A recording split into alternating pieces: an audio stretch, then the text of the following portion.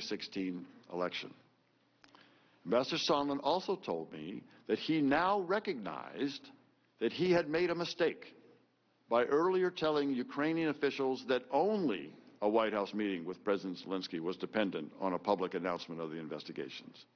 In fact, Ambassador Sondland said, everything was dependent on such an announcement, including security assistance. He said that President Trump wanted President Zelensky in a public box by making a public statement about ordering such investigations.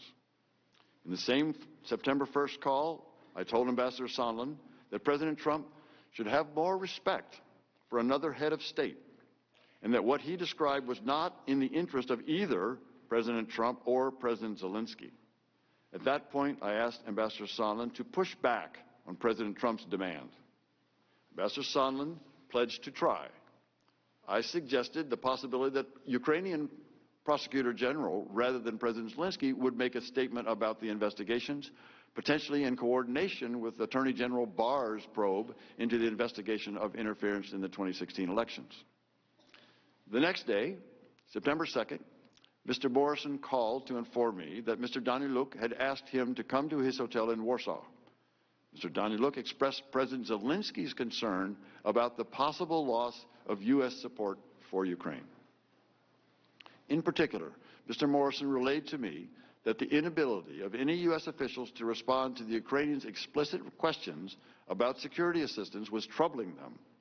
I was experiencing the same tension in my dealings with the Ukrainians, including a meeting I had had with the defense minister that day. On September 5th, I accompanied Senators Johnson and Murphy during their visit to Kyiv. When we met with President Zelensky, his first question to the senators was about the withheld security assistance.